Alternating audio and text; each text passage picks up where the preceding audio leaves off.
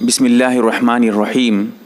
10 محرم میں یعنی عاشورے کے دن کھانا پکانا، اچھا کھانا پکانا، جس کو اہل و عیال پر وسعت کرنا کہتے ہیں، دسترخوان وسیع کرنا بھی کہا جاتا ہے۔ اس کے متعلق میں کچھ باتیں جو بہت اہم ہیں، ضروری ہیں، وہ آپ تک پہنچا دینا چاہتا ہوں۔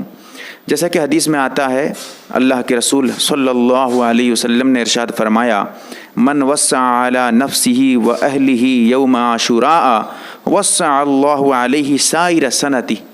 یہ حدیث جو ہے جیسا کہ حدیث کی کتابوں میں مذکور ہے، لیکن اس کے متعلق میں آپ کو بتا دوں، بہت ہی اہم باتیں ہیں۔ یہ حدیث حضرت جابر سے بھی مروی ہے رضی اللہ تعالی عنہ، اور حضرت عبداللہ بن مسعود سے، حضرت ابو سعید خدری سے، حضرت ابو ہریرہ رضی اللہ تعالی عنہ سے۔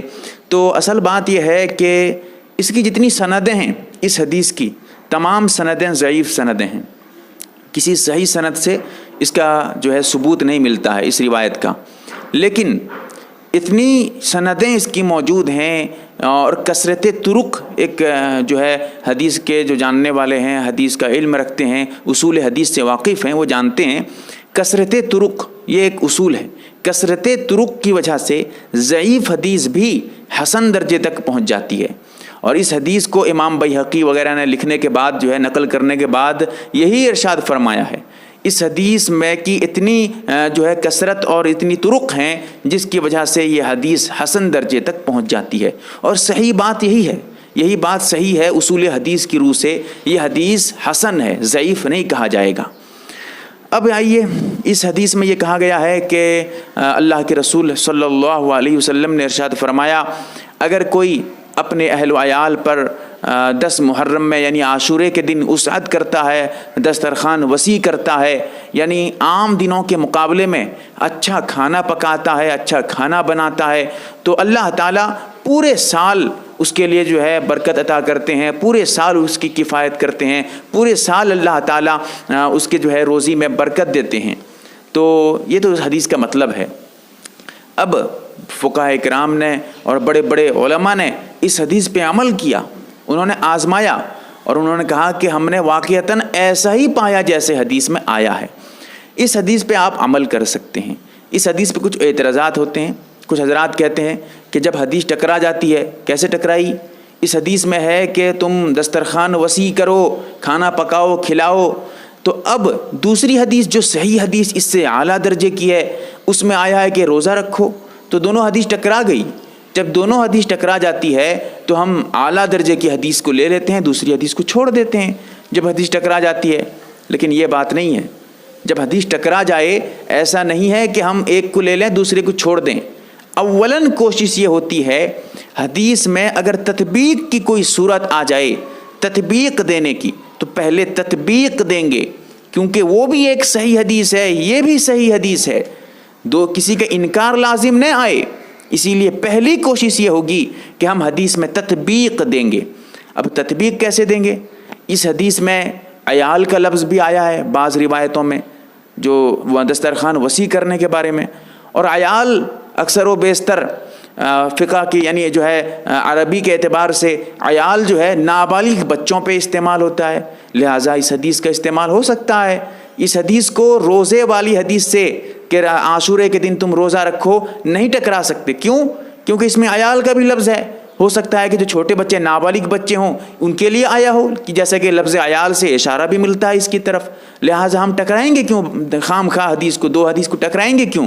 ہم اس حدیث کا محل مقرر کر دیتے ہیں کہ اس حدیث سے جو ہے چھوٹے بچے نابالغ بچے مراد ہیں جو روزہ رکھنے کی طاقت نہیں رکھتے ہیں، ان کے لیے ہم جو ہے دسترخوان وسیع کریں، ان کو اچھا کھانا بنا کر کھلائیں، اچھا کھانا کھلائیں، اچھا کھانا پکائیں، ان کے لیے یہ حدیث فٹ ہو سکتی ہے، تو ہم ٹکرائیں گے کیوں اس حدیث کو؟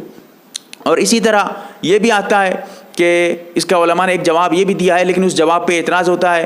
اس جواب کا اعتراض جو ہے حضرت مولانا شیخ یونس صاحب نور اللہ مرقدہ نے اپنی کتاب نوادر الفقہ میں بہترین دیا ہے۔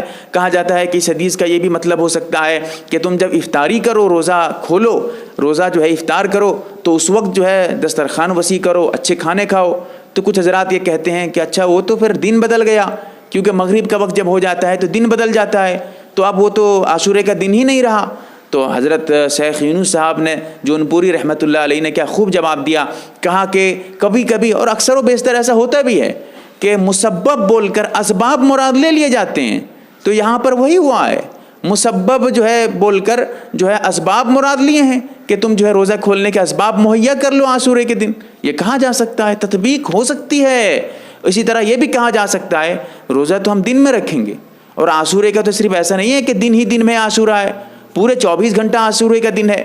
یعنی جو ہے مغرب کے بعد سے لے کر دوسرے دن مغرب تک 10 مکمل 10 جو ہے محرم الحرام کا جو دن ہے مکمل 24 گھنٹے, یہ مکمل جو ہے عاشورے کا دن ہوتا ہے. 24 گھنٹے 23 گھنٹہ 22 گھنٹہ جو بھی ہوتا ہے یہ مکمل عاشورے کا دن ہے. تو ہم دن میں روزہ رکھیں گے, رات میں عیال پہ جو ہے دن سے پہلے جو رات آتی ہے اس میں ہم اہل و عیال پہ وسعت کریں گے. اس میں ہم بھی داخل ہو گئے, بالغ نابالغ سب داخل ہو گئے. تو اس حدیث کا جو مصداق ہے ہم اس کو مقرر کر سکتے ہیں. حدیث کو ٹکرائیں گے, کیوں ٹکرائیں گے بھائی؟ ٹکرانے کی ضرورت کیا ہے؟ کوئی راستہ نہ ہوتا تو پھر حدیث ٹکراتی تو اور بات تھی, لیکن حدیث کو ٹکرائیں گے کیوں خام خواہ؟ حدیث کا جو ہے ہم محمل جو ہے اس کی جگہ مقرر کر سکتے ہیں. جب حدیث میں تطبیق ہو سکتی ہے تو تطبیق ہونی چاہیے. تو بہرکیف اصل تو بات یہی ہے کہ اس حدیث میں جو ہے علماء کا اختلاف ہے. کسی نے کہا ہے کہ 10 محرم میں اہل و عیال پہ وسعت کرنے کی کوئی گنجائش نہیں ہے, غلط ہے. ٹھیک ہے, وہ بھی اپنے دلائل کے اعتبار سے ٹھیک ہیں, لیکن میری جو رجحان ہے, اور خاص طور سے علماء دیوبند وغیرہ کی, اور خاص طور سے بڑے بڑے فقہا جدھر جمہور وغیرہ ہیں, تو ان کا بھی رجحان, ان کی جو ہے میلان, ان کا میلان بھی اسی طرف ہے کہ اہل و عیال پہ وسعت کیا جا سکتا ہے, کوئی بات نہیں ہے. لیکن یہاں ایک پوائنٹ کی بات آپ کو بتا کر رخصت ہوتا ہوں کہ اہل و عیال پہ وسعت کرنے کی بات آئی ہے. ایسا نہیں ہے کہ آپ کھانا تقسیم کرنے لگیں, بانٹنے لگیں غریبوں میں, ادھر ادھر پورے محلے والوں کو کھلائیں. کہاں محلے والوں کو کوئی تذکرہ نہیں, یہاں پر خود کے اوپر اور اپنے اہل و عیال پہ آیا ہے.